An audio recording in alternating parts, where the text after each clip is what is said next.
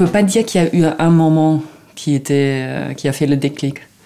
Mais ce que je peux témoigner, c'est que j'étais pas très heureuse. Pendant quelques années, je vivais une vie assez abondante matériellement, je peux dire. Donc j'avais un très très bon job, j'avais mon petit appart à Paris, des amis aussi, et je faisais les boutiques, des voyages. Donc assez abondante matériellement, mais intérieurement, il y avait quelque chose qui était pas comblé. Donc j'étais très curieuse de comprendre un peu plus mon fonctionnement, de comprendre cette souffrance et de chercher des solutions. Donc j'ai cherché un peu partout. Donc j'ai fait beaucoup de développement personnel, j'ai lu beaucoup de livres. Et à un moment donné, la souffrance, elle est devenue tellement forte aussi par des relations intimes qui n'ont pas abouti, et cette solitude grandissante que j'ai commencé à faire une psychothérapie. Et déjà là, je pense que j'ai fait pas mal de ménage et j'ai commencé à tourner le regard plus vers l'intérieur. Alors qu'avant, je courais derrière quelque chose et je le cherchais à l'extérieur. Et aussi la course derrière des images, des idéaux de beauté, des idéaux de relations intimes, etc. Et donc là, j'ai commencé à faire des pauses. Et redévelopper une sorte d'intimité avec moi-même. Ça a pris un certain temps, donc c'est vraiment plus une évolution qu'une révolution sur une courte durée. Et petit à petit, j'ai commencé d'autres choses, qui est la méditation. Donc la méditation de la pleine conscience, donc une méditation assez laïque. Et je pense que là, j'ai trouvé encore des compléments à cette quête. Ce qui a été confrontant pour moi, c'est de se mettre en cause, de regarder des côtés qu'on n'aime pas tellement, des émotions qui ne sont pas agréables, et de faire face à ça.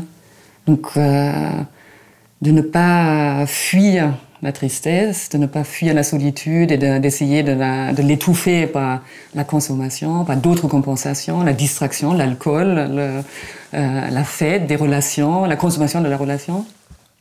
Mais de dire, stop, ok,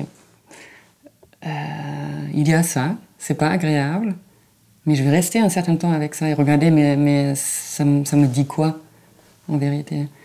Aujourd'hui, ce que je peux témoigner, c'est que le fait d'apprendre à rester aussi avec ça, pas que la joie, pas que les moments où on se sent à la hauteur, mais aussi avec ces moments plus difficiles.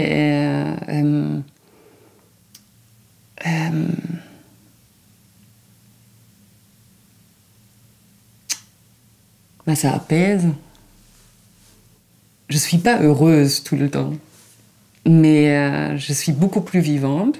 Même j'ai l'impression que je suis parfois plus en colère que je ne l'étais avant. Donc toutes les émotions sont là, je les ressens. Mais j'ai une meilleure capacité de les accueillir. Je les vois, j'en suis consciente, je les accueille.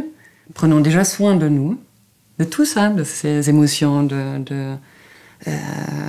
positives comme négatives.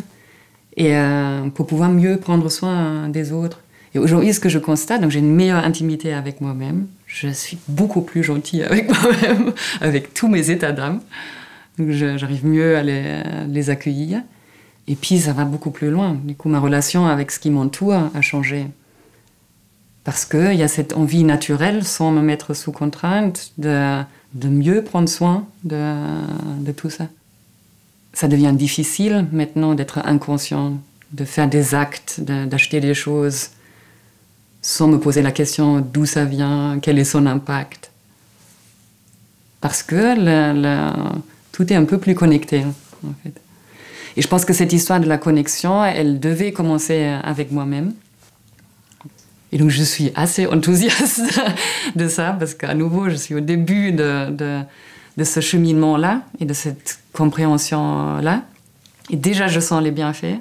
Et je me dis, mais si collectivement, on est sur cette voie-là, de ralentir, de nous reconnecter, de prendre soin, de calmer, d'apprivoiser tout ce qui fait mal aujourd'hui à nous-mêmes et à l'environnement et à la société, bah, je me dis, mais on a toutes les chances de créer cette société de laquelle on rêve tous, dans laquelle on peut être heureux, vivre bien ensemble, on va suffisamment pour tous. Et ben ça m'inspire beaucoup.